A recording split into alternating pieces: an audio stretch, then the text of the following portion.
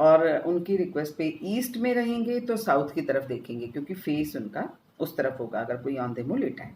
और पहले 3 महीने मार्गशीर्ष जिस दिन पैदा हुए हैं, पौष का महीना मतलब माघ का महीना, और ये इन मतलब 3 महीनों के अंदर पौष और मघा, मार्गशीर्ष, पौष और मघा, इन तीनों महीनों के अंदर आप का जो फेस है वो आपका ईस्ट में रहेगा और साउथ की तरफ आप देखो।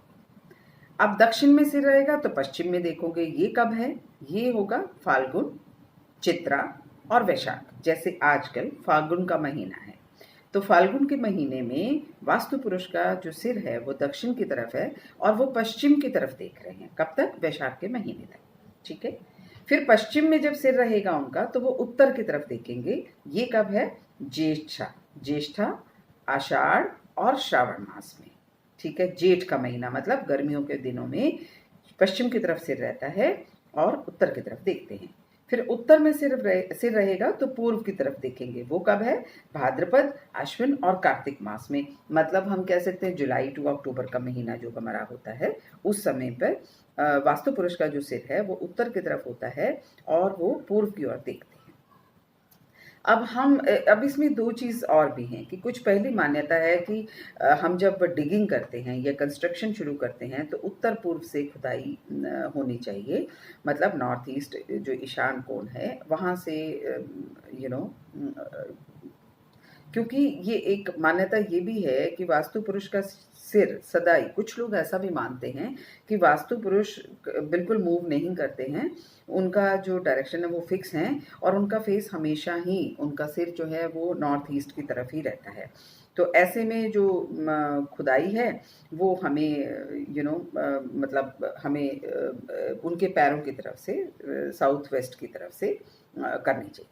दूसरी मान्यता क्या है जिसमें हम लोग बिलीव नहीं करते हैं कि हर 3 महीने में जब पोस्चर चेंज करते हैं तो नींव की खुदाई अकॉर्डिंगली करनी चाहिए, क्योंकि सिर की तरफ से, सिर के ऑपोजिट डायरेक्शन से ये खुदाई शुरू होती है। यानी जिस जगह उनके पाँव होंगे उस तरफ से खुदाई ये शुरू होगी और फिर एंड होती है डिगिंग जो फाउंडेशन की है वो उनके सिर की तरफ एंड होती है। हम लोग ये नहीं मानते। हम लोग मानते हैं कि वास्तु पुरुष का जो फेस है वो हमेशा ही नॉर्थ ईस्ट की तरफ रहता है, विच इज़ फिक्स, और खुदाई जो भी है उनके पाँव की तरफ से मतलब साउथ वेस्ट से ही होनी चाहिए। अब हेड क्योंकि नॉर्थ ईस्ट में है तो उत्तर पूर्व ये ईशान कोण है, इसीलिए आप देखें कि हम बताते हैं कि ईशान कोण में ही जहाँ वास्तु पुरुष का सिर है उनके सिर पे भगवान का वास होना चाहिए। मतलब मंदिर उसी जगह स्थापित करना चाहिए। ये डायरेक्शन आपकी साफ सुथरी होनी चाहिए सो दैट आप इस तरफ आपकी जो प्रोग्रेस है, जो फैमिली और इस डायरेक्शन को, मतलब वास्तु पुरुष का क्योंकि सिर है इसलिए ये डायरेक्शन हल्की होनी चाहिए। मतलब यहाँ गंदगी नहीं होनी चाहिए, ये ओपन होना चाहिए। इस पर सिर्फ एक छोटा मंदिर या पूजा पाठ के लिए एक छोटा मंदिर बनाया जा सकता है। फीट हैं उनके दक्षिण पश्चिम की तरफ। तो साउथ इंडिया में माना जाता है, ये साउथ इंडियंस दूसरी वाली मान्यता मानते हैं। क्या मानते हैं? कि हर 3 महीने में वास्तु पुरुष अपनी डायरेक्शन या करवट बदलते हैं। ये तो हर 3 महीने में वो बताते हैं कि डायरेक्शन कहाँ है इस वक्त वास्तु पुरुष की, तो डिगिंग कैसे करनी है, खुदाई या कंस्ट्रक्शन कब शुरू करना है और कहाँ से शुरू करना है। लेकिन नॉर्थ इंडिया में, हम नॉर्थ इंडियंस हैं, नॉर्थ इंडिया में ये मान्यता नहीं है। हम यही मानते हैं कि वास्तु पुरुष सदा ही नॉर्थ ईस्ट की तरफ सिर रख के औंधे मुँह लेटे हैं और उनके ऊपर 45 देवी देवता आज भी विराजमान। अब हिंदी के कुछ मास हैं हमारे, जैसे चैत्र है, वैशाख है, ज्येष्ठ है, आषाढ़ है, श्रावण है, भाद्रपद है, अश्विन है, कार्तिक है, मार्गशीर्ष है जिसको अगहन का महीना भी कहा जाता है, और पौष का महीना है, मघा है, फाल्गुनी है।